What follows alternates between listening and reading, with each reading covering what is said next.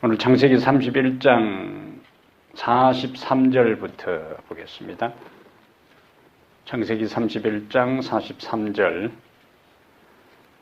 라반이 야곱에게 대답하여 이르되 딸들은 내 딸이요 자식들은 내 자식이요 양떼는 내 양떼요 네가 보는 것은 다 내 것이라. 내가 오늘 내 딸들과 그들이 낳은 자식들에게 무엇을 하겠느냐.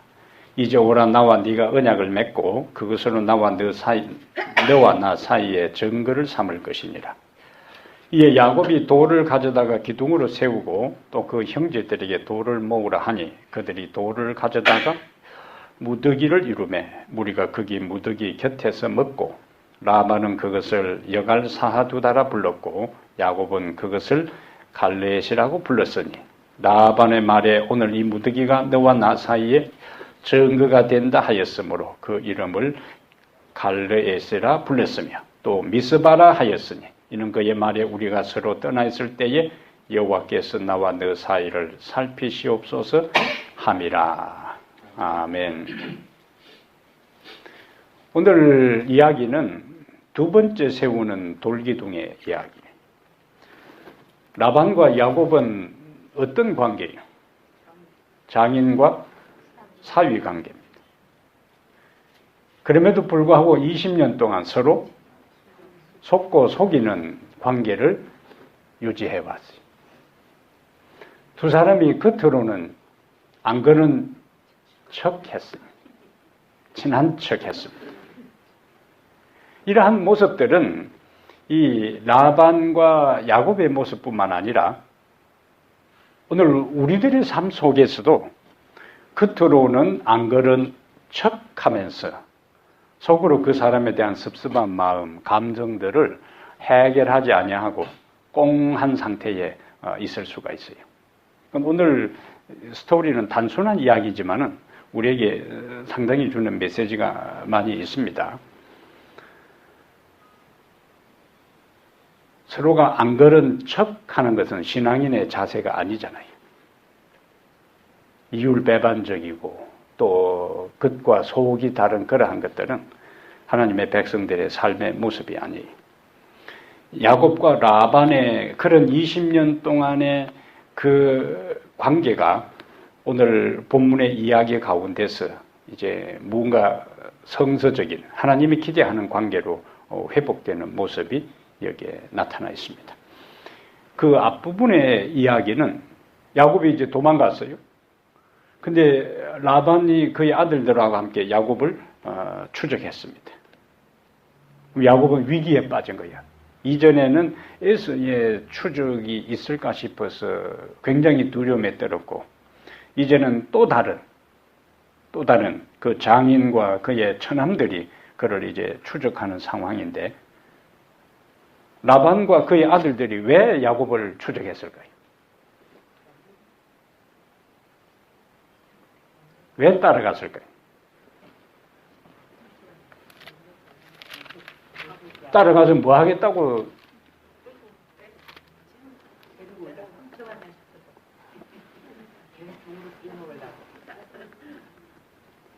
어쨌든 따라간 거는 뭐 그냥 좋은 인사하러 간 건 아니잖아요. 우선 앞에 29절 한번 보세요. 29절에 야곱이 상당히 이제 중대한 위기에 처했는데 라반이 야곱을 추적한 그 의도, 그 목적이 29절에 나타나 있습니다. 너를 해할 만한 능력이 내 손에 있으나 그럼 원래 뭐 하려고 했다노? 어떤 형태든지 해하려고 했다는 거죠. 그것이 육체적인 보복이든지 그 다음에 이제 우선 그걸 보고요. 너를 해할 만한 능력이 내 손에 있으나 너의 아버지의 하나님이 어젯밤에 내게 말씀하시기를 너는 삼가 야곱에게 선악간에 말하지 말라 하셨느니라. 하나님이 개입하셨어요.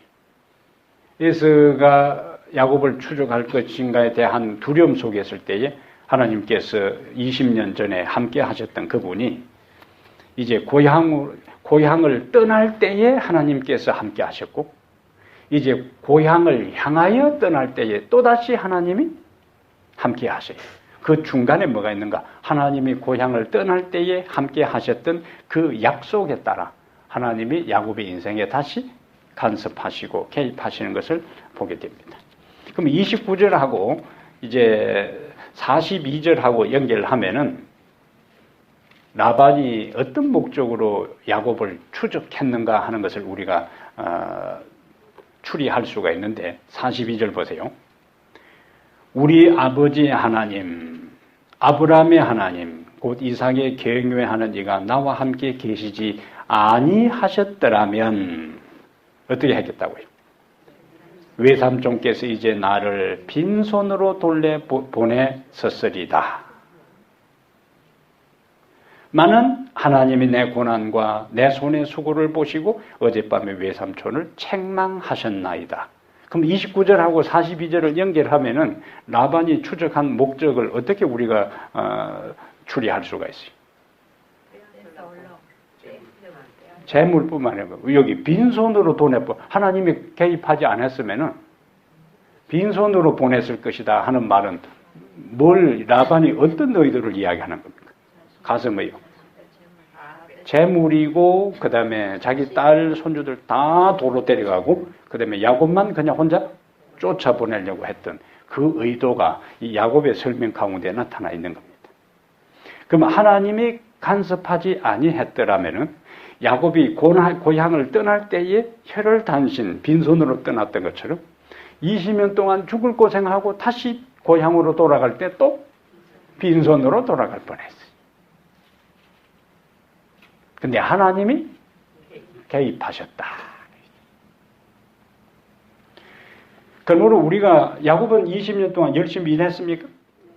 열심히 일했어요. 여기 40절에 보면은 40절에 내가 이와 같이 낮에는 더위와 밤에는 추위를 무릅쓰고 눈붙일 겨를도 없이 지냈나이다. 야곱은 20년 동안 자기 나름대로 최선을 다해서 성실하게 살았어요. 근데 최선을 다해 성실하게 살아도 야곱이 지금 자기 나름대로 판단해서 고향으로 자기 몰래 도망가던 상황에 그동안에 아내 4명에 자식 11명에 엄청난 가축대들이 정식해서 부자가 되었지만은 하나님이 간섭하지 아니했더라면은 빈털터리가 될 뻔했다 그거예요. 우리에게 뭘 시사해 줍니까? 우리는 우리들 입장에서 열심히 살아야 돼요. 최선을 다해서 성실하게 열심히 살지만은 인생의 삶에 그것만 가지고 되는 게 아니라는 거예요. 누구의 도움이? 하나님의 도움이 있어야 된다는 걸 이 야곱의 인생 가운데서 우리에게 보여줍니다. 근데 많은 사람들이 내가 열심히 그냥 살면 다 되는 걸로 생각하다가 한순간 하나님의 보호의 손길이 없어지면 그거 무너지는 건 한순간이에요. 9.12 사태 때에 그 뉴욕의 트윈스 빌딩 무너지는 거 보세요. 그 빌딩 지을 때에 하루아침에 지었겠어요? 얼마나 오랫동안 공사했겠어요. 근데 붕괴되는 거는 한순간이에요. 우리의 인생이 무너지는 것도 마찬가지입니다. 우리의 인생은 그만큼 연약한 자에 불과한 거예요.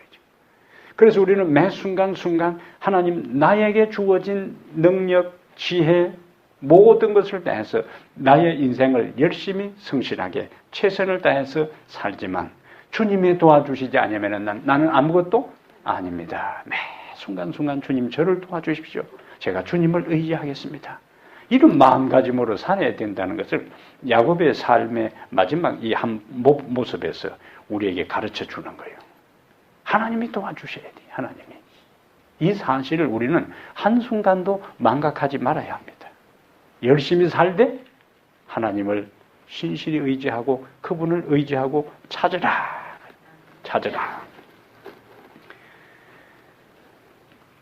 하나님이 간섭하셨으니까 이제 속으로는 못마땅하지만은 하나님 꿈속에 나타나서 너 건드리지 마 이렇게 했으니 뭐 어떻게 할 수가 없잖아요. 이제. 그래서 입으로는 뭐 이런저런 이야기를 해도 더 이상 물리적인 위해를 가하지 못하는 상황에 이제 43절 이제 구절의 흐름을 라반이 야곱에게 대답하여 이르되 딸들은 내 딸이요. 여기 이제 두 가지 의미가 있어요. 자식들은 내 자식이요. 양떼는 내 양떼요. 네가 보는 것은 다 내 것이라.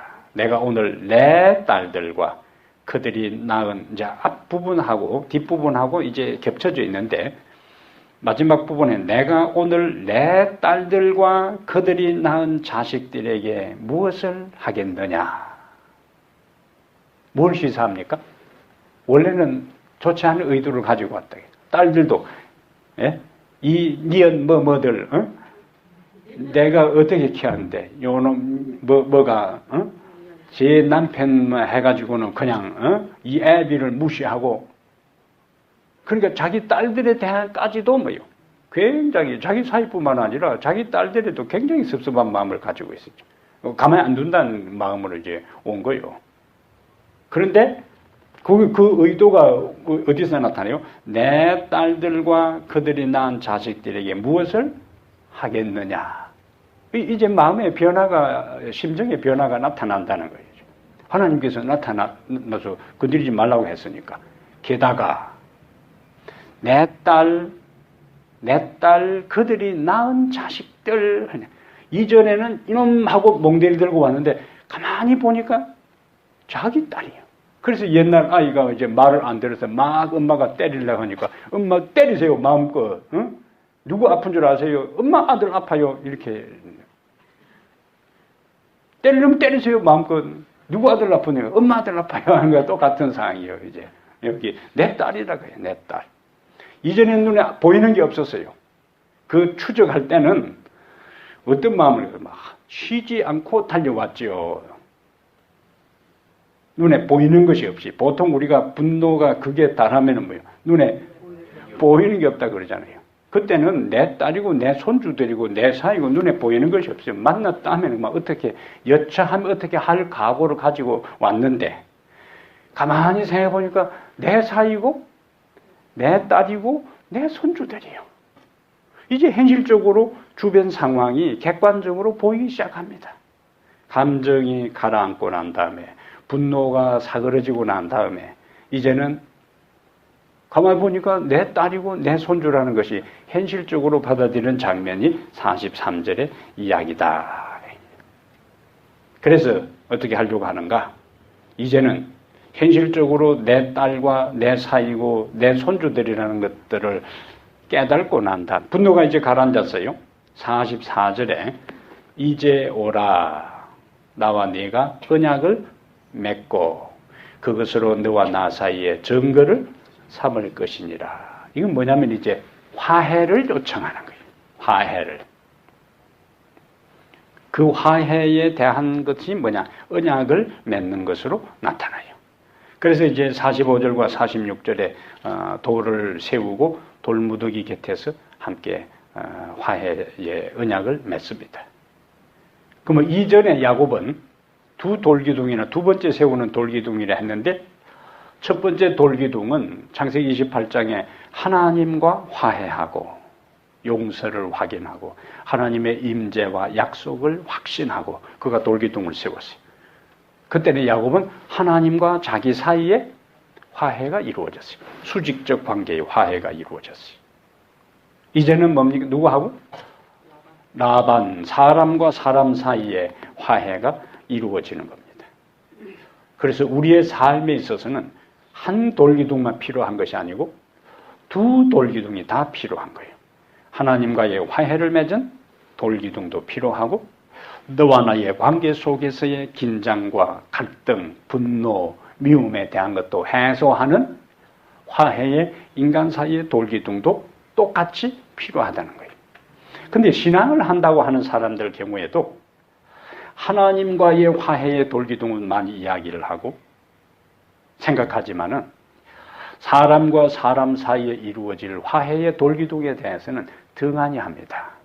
심지어 같은 교회 안에 있으면서도 그것은 그냥 뒷전으로 밀어놓고 그러면서 인간과 인간 사이에 세워야 할 화해의 돌기둥은 세우지 않고 하나님의 돌기둥만 세워놓고 그 앞에 기도하고 그 앞에 찬양하고 그 앞에 예배하는 행태들이 많이 있습니다. 근데 예수님 뭐라고 말씀하셨어요? 너희가 제단에 예물을 드리려다가 형제에게 원망 들을 만한 일이 생각나거든. 그 예물을 제단 앞에 두고 먼저 가서 그 형제와 화목하고 그 후에 와서 예물을 드려라. 그게 화해의 돌기둥이에요. 우리의 신앙인들은 항상 치우쳐서는 안 되는 거예요. 성경이 가르치면 그 본질적인 면, 하나님 앞에 예배하는 것 못지않게 형제와 화목하고 화해하는 것도 하나님 앞에 예배드리는 것 이상으로 굉장히 중요한데 그것들을 예사로 생각한다는 거예요. 그는 바른 신앙이 아니에요. 기형적 신앙입니다. 기형적 신앙이에요. 정상적 신앙이 아니라 두 기둥이 있어야 그 다음부터 나머지를 이루어 나갈 수가 있어요. 그래서 이제 47절에 기둥을 세우고 그 다음에 48절에 갈레시라는 이름으로 너와 나 사이에 증거가 되었다. 서로 화해할 시간이 되었으며 화해할 근거가 마련된 것입니다.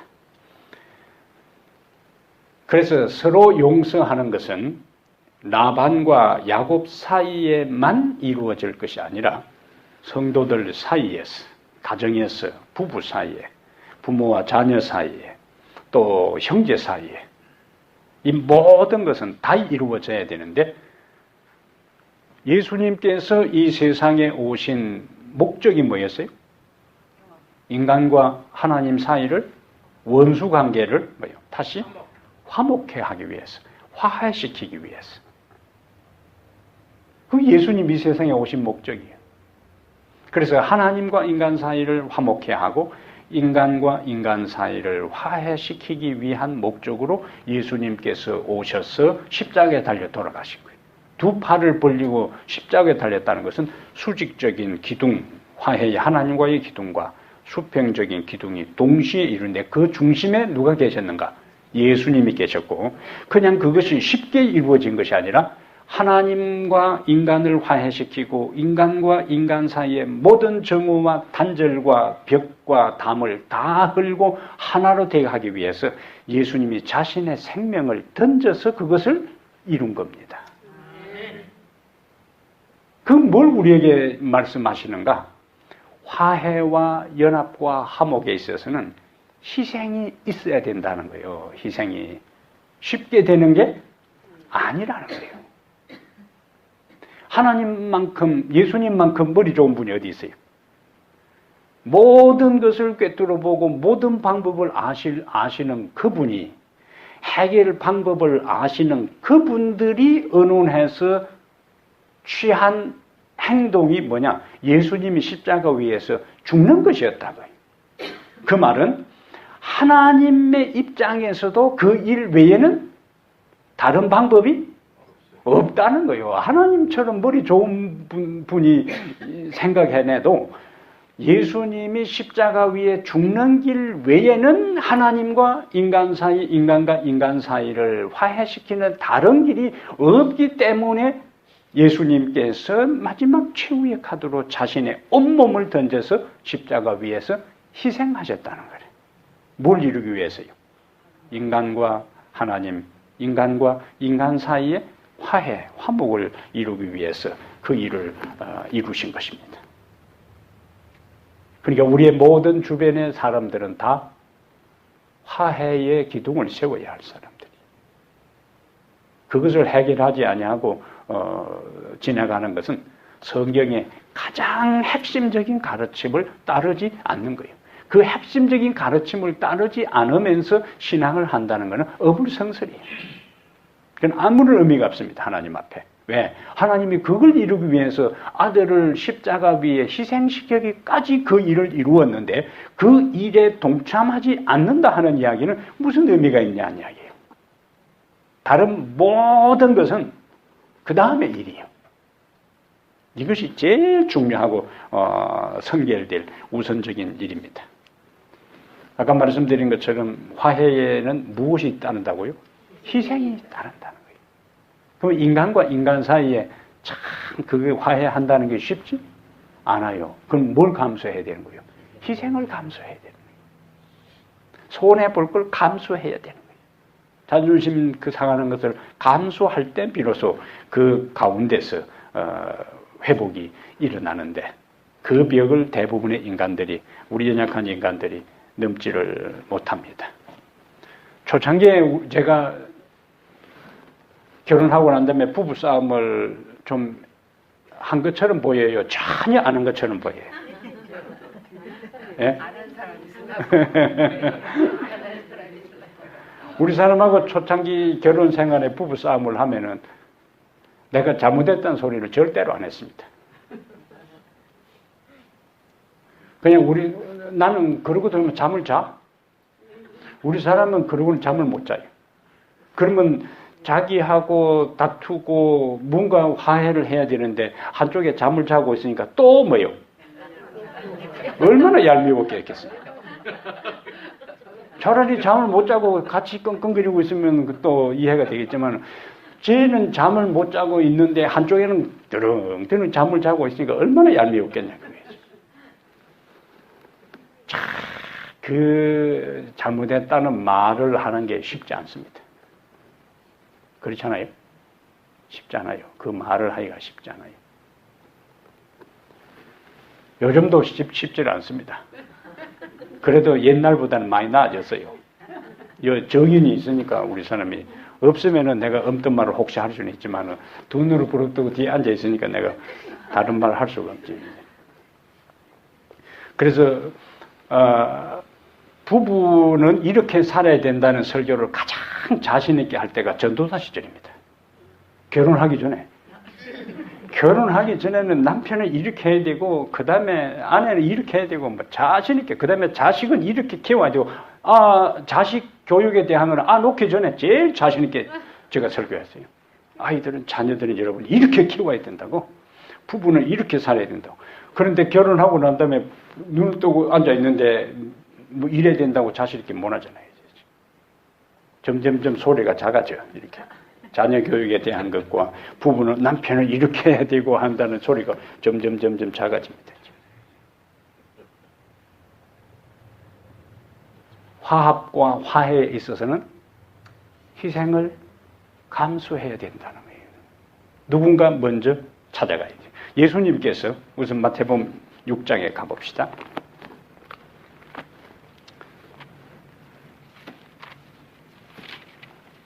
한 목사님이 용서에 대한 용서에 대한 설교를 이제 하기 전에, 다른 교회에서는 주기도문을 하잖아요. 주기도문을 한번 암송하고 하자고 하니까 모두가 다 한 목소리로 봉숭아학당처럼 모두가 다 주기도문을 아무 부담 없이 이제 암송을 했어요. 그리고 마태복음 6장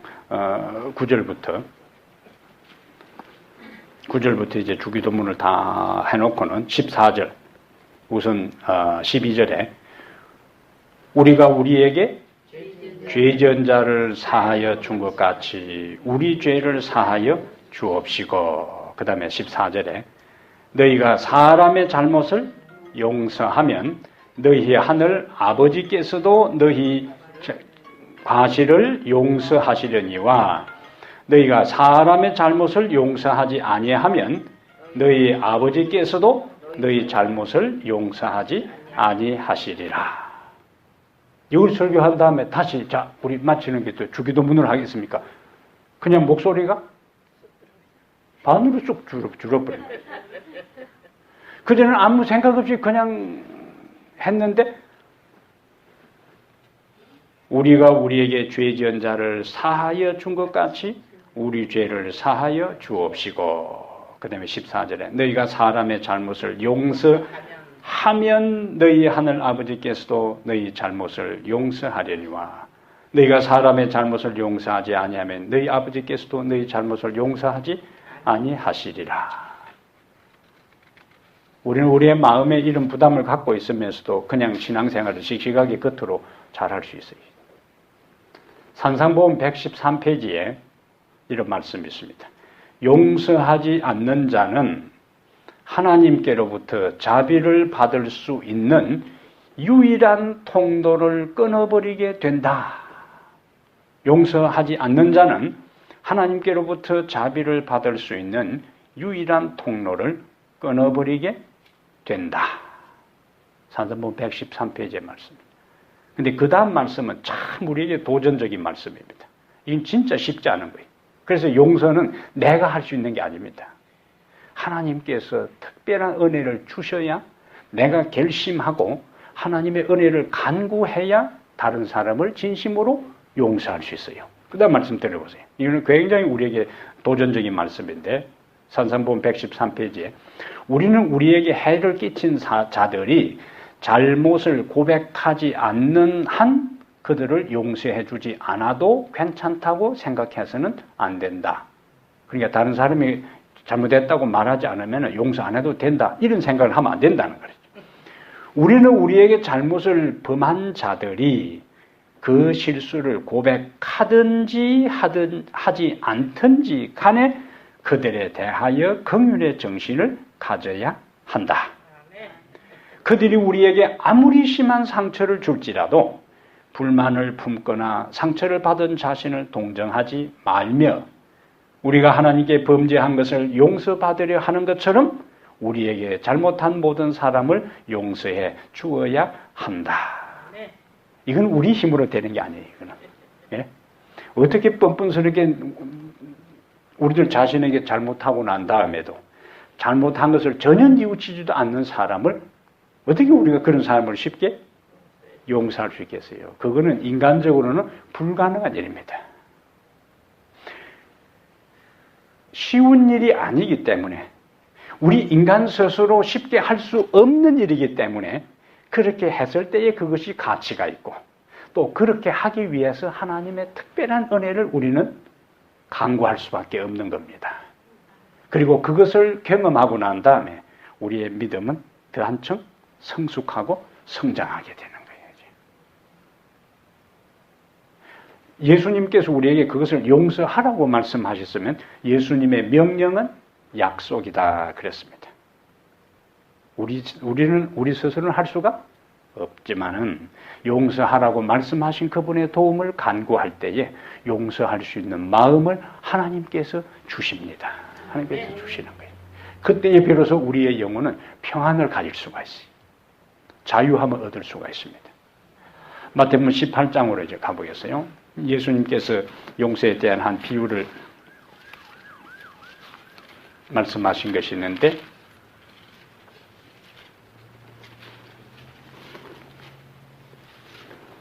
마태복음 18장 우선 21절에 우리 잘 아는 말씀이요.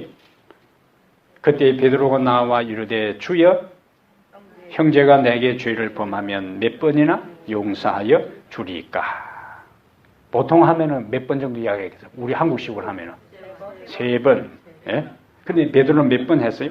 7번. 유대인들에게 7번은 완전수요. 그래서 7번까지 하오리까? 베드로는 최대한 높여서 그래도 이야기한 거예요. 3번째야? 보통 우리는. 이건 보통, 이번에는 3번째야. 이제?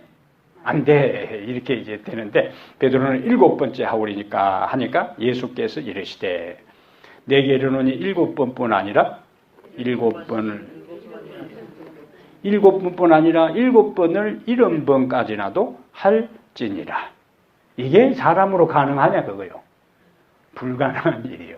인간 스스로의 힘으로는 감정으로는 불가능한 일입니다. 그래 놓고 예수님이 이제 이야기를 시작한 거예요. 23절에 그러므로 천국은 그 종들과 결산하려 하던 어떤 임금과 같으니 자 임금이 나오고 결산해 보니까 한 사람이 얼마를요? 10,000달란트. 10,000달란트 빚진 자는 이거는 수조 원에 해당되는 거예요. 이거는 평생 해도 갚을 수 없는 무한 수의 빚을 이야기합니다. 자, 25절에 갚을 것이 없는지라 주인이 명하여 그 몸과 아내와 자식들과 모든 소유를 다 팔아 갚게 하라 하니 그 종이 엎드려 절하며 이르되 내게 참으소서. 그 다음에 이제 뭐냐? 다 갚으리다. 요 구절도 상당히 중요한 구절이에요. 다 갚으리다. 자비로 탕감해달라 하지 않고 다 갚으리다.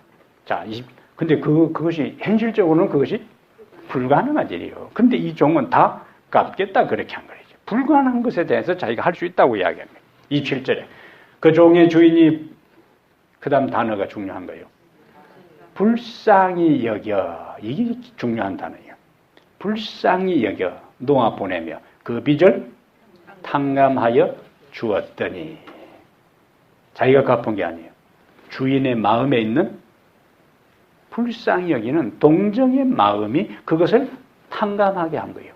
그러니까 결국 우리가 다른 사람을 용서한다는 것은 무엇이 그 사람에 대한 무엇이 전제되는 거예요?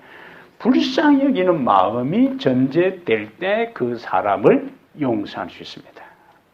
마음에 분노가 가득 차 있는 상태에서 용서해야지 깡으로 이를 악물고 용서해지는 게 아니라 그 사람에 대한 무슨 마음이요? 불쌍히 여기는 마음, 그 연민의 마음, 동정의 마음, 긍휼의 마음, 인애의 마음이 있을 때 비로소 그 사람을 용서해 줄 수 있는데 그 마음은 우리 속에는 없다는 거예요. 우리 속에는.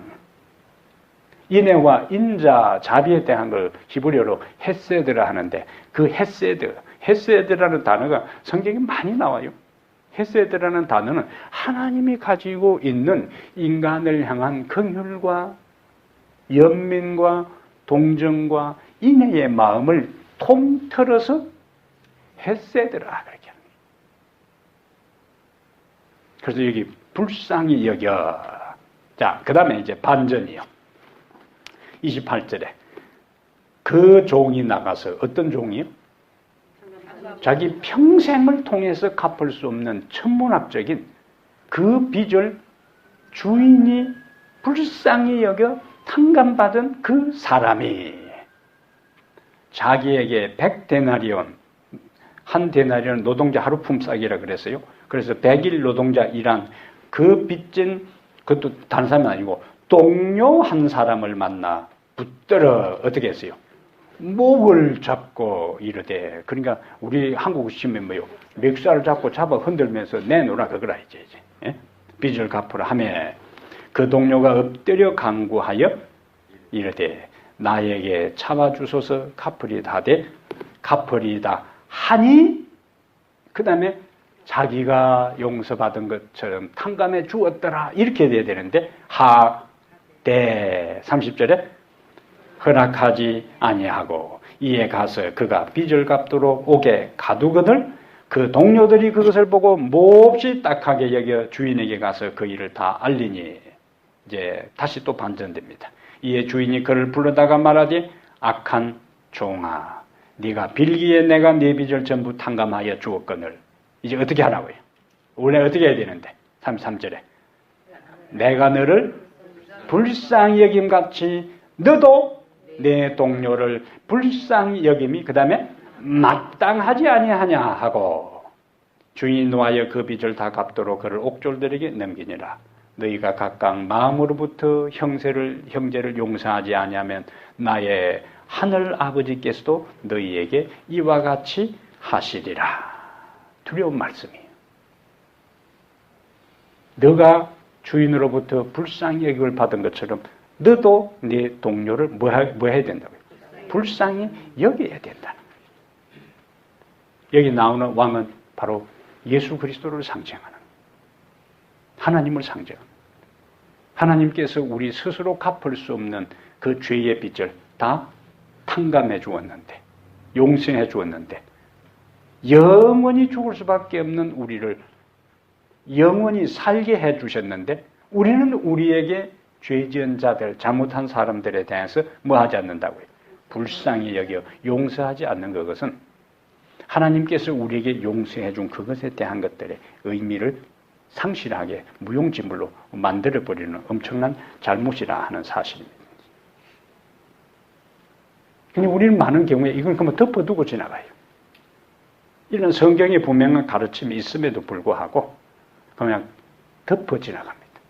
그러면서 교회 일에 열심히 일하고 봉사하고 전면에서 하고 그렇게 하는 것은 하나님 앞에서는 의미가 없다는 거예요. 하나님이 나를 불쌍히 여겼던 것처럼 우리도 다른 사람을 똑같은 마음으로 불쌍히 여길 때에 하나님이 우리를 용서해 준 것이 유효하다는 이야기를. 굉장히 우리에게 도전적인 말씀들이에요. 화해와 평화를 위해서는 우리 인간 스스로는 불가능하고 하나님께서 간섭하셔야 되는 거예요. 그래서 여기도 서로 그냥 용서하는 끝나는 것이 아니고 우리가 외운 말씀 가운데 에베소 4장 26절에 어떤 말씀이?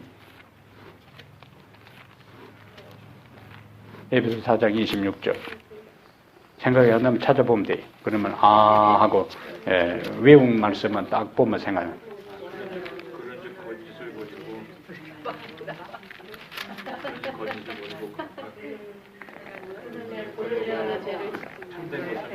자, 26절에 분을 내어도 죄를 짓지 말며 해가 지도록 분을 품지 말고, 그 다음에 이제 핵심은 32절이요. 32절에 서로 친절하게 하며, 그 다음에 뭐가 나와요? 불쌍히 여기며 서로 용서하기를 하나님이 그리스도 안에서 너희를 용서하심과 같이 하라. 여기도 무슨 단어가 나와요?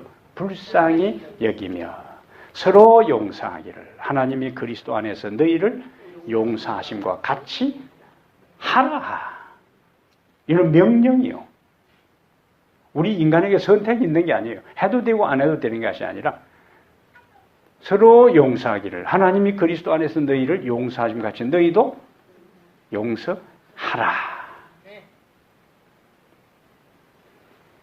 또 어떤 말씀 외웠어요? 그때에 골로새 3장 8절 그때 외웠죠? 골로새 3장 8절에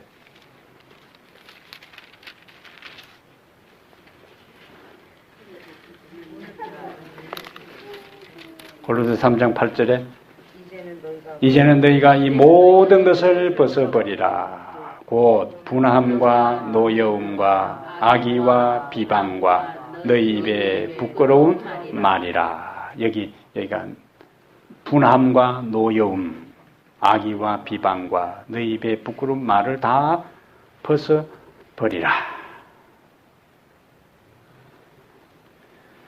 예수 그리스도가 이 세상에 화해를 위해서 오셨기 때문에 그 화해를 이루기 위해서 오신 예수님이 십자가에서 자신을 희생하신 것처럼 인간 세상에 우리가 살아가는 데 있어서 이루어지는 화해도 결국에 내 자신의 희생이 전제돼야 되고, 그 다음에 그 사람을 향한 무슨 마음?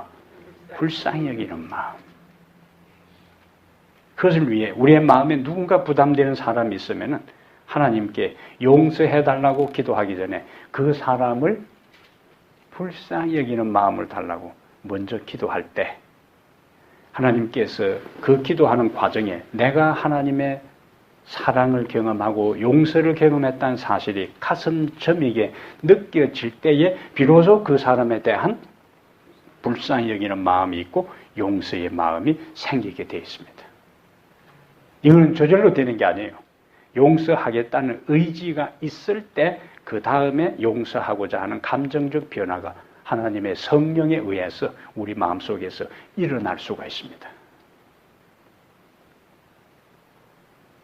그래서 용서가 잘 안 돼도 포기하지 말고 그 일을 위해서 기도 제목으로 하나님께 기도할 때 우리의 그 격한 감정들, 비방, 악의 이러한 것들이 우리 마음속에서 제거되면서 내 마음에 나를 위해 상처를 주고 섭섭한 그 사람에 대해서 용서할 수 있는 마음을 주시는 거예요.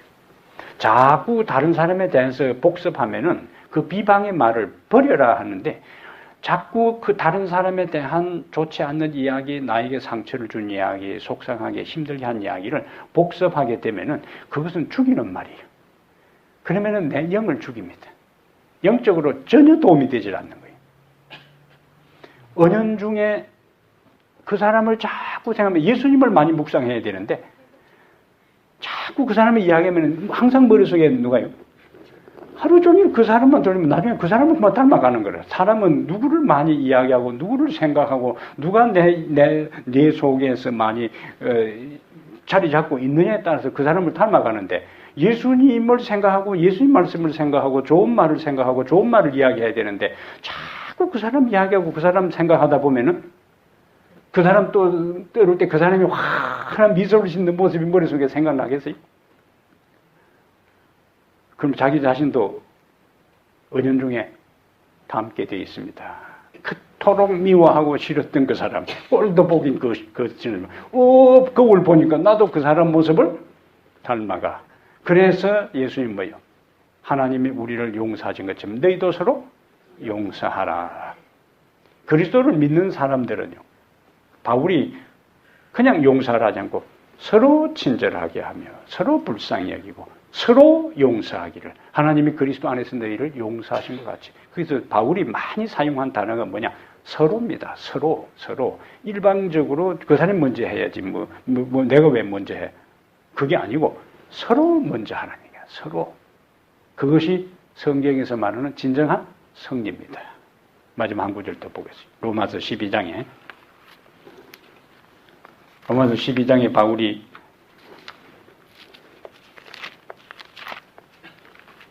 로마서 구조는요, 로마서는 1장부터 16장까지 있는데 1장부터 11장까지는 어떻게 죄인이 의인 되는가에 대한 믿음으로 말미암는 의를 이야기하고 있어요. 교리적인 면을 다룹니다. 그러다가 12장에 가서 그러므로라는 것은 뭘 이야기하는 거예요? 결론이에요. 결론. 네? 수학 풀 때는 점 땡땡땡 삼각형 찍고 이제 답 쓸 때에 그러므로, 그러니까 11장까지 이렇게 하나님 앞에 용서받을 수 없는 죄인이 그리스도를 믿음으로 의인되었다면은 그 하나님의 자녀되고 구원받고 의인된 자는 어떻게 살아야 하느냐 하는 이야기가 12장부터 16장까지 나오는 거예요. 그래서 앞에는 그리스도인의 믿음 말미 의에 대한 교리의 가르침이고 12장부터 16장까지는 그리스도인의 생활에 대한 이야기라. 그 생활에 대한 말씀을 이제 바울이 하면서 17절 보겠어요. 로마서 12장 17절에 아무에게도 악을 악으로 갚지 말고 모든 사람 앞에서 선한 일을 도모하라. 그 다음에 할 수 있거든 너희로서는 모든 사람과 더불어 화목하라. 그 다음에 우리 이제 지난 외운 말씀이요. 내 사랑하는 자들아 너희가 친히 원수를 갚지 말고 하나님의 진노하심에 맡기라. 기록되었을 때 원수 갚는 것이 내게 있으니 내가 갚으리라고 주께서 말씀하시니라. 말씀 암송이 얼마나 재미있어요. 예? 말씀 암송 해놓으니까 딱 나오면 그 외운 말씀 이렇게 되잖아요. 예? 그래서 말씀 암송을 하는 거예요. 자, 그래놓고 20절에 네 원수가 줄이거든 먹이고 목마르거든 마시게 하라. 그리함으로 네가 숯불을 그 머리에 쌓아 놓으리라. 악에게 지지 말고 선으로 악을 이기라. 역설적인 표현. 이것이 그리스도인의 진정한 승리라는 거죠. 숯불을 머리에 쌓아 놓으리라는 것은 이 잠언 25장 21절에서 인용한 말씀인데 숯불을 머리에 쌓아 놓으면 어떻게 돼요? 화끈화끈하잖아요. 그래서 상대는 나에게 악으로 대하고 상대는 나에게 감정으로 대하는데 나는 예수님의 가르침을 따라서 원수가 줄이거든 먹이고 목마르든 마시게 하는 이러한 한 차원 높은 단계에서 예수님의 정신과 마음으로 했을 때에 그 악한 사람의 얼굴을 화끈화끈하게 만드는 것이 예수님 안에서의 진정한 승리라는 겁니다. 그것이 숯불을 머리에 쌓아놓는 거예요. 얼굴을 화끈거리게 하는 거예요. 부끄럽게 만드는 거예요. 나는 그 사람에게 이렇게 대했는데 저 사람은 내가 그렇게 대했음에도 불구하고 저렇게 선으로 대하는 것. 그래서 스스로 자신의 모습을 깨우치게 하고 돌이키게 하는 그러한 높은 그리스도의 가르침이 바로 여기에 나타나 있습니다. 그래서 우리의 삶에 라반과 야곱이 20년 동안 갈등과 긴장 속에 있다가 그가 고향으로 돌아가는 그 와중에 나타난 그 사건들이 극적인 화해를 이루게 하잖아요. 돌기둥을 세우게 하나님께서 만드신 거예요. 그 이후에 라반과 야곱에 있어서는 다시 만나는 기록이 나타나지 않지만은 더 이상 서로 원망하거나 서로를 이용하려거나 그런 것이 없어졌다는 이야기. 하나님께서 그 모든 일들이 가능하도록 하나님이 간섭하셨어요. 야곱이 최선을 다해서 자신의 인생을 살았지만은 치열하게 자기의 삶을 살아왔지만은 그럼에도 불구하고 빈털터리가 될 수 있는 위기의 순간에 하나님은 성실하게 살면서 부족하지만은 자주 실수하고 넘어지지만은 여전히 하나님을 향한 믿음을 가지고 있는 야곱을 하나님께서 포기하지 아니하시고 그 인생에 고향을 떠날 때에 혀를 단신으로 떠났다가 돌아갈 때도 그렇게 될 수밖에 없는 상황에 하나님이 간섭하시고 개입하셔서 이제는 금이 환영할 수 있도록 야곱의 인생을 축복하시고 도와주셨습니다.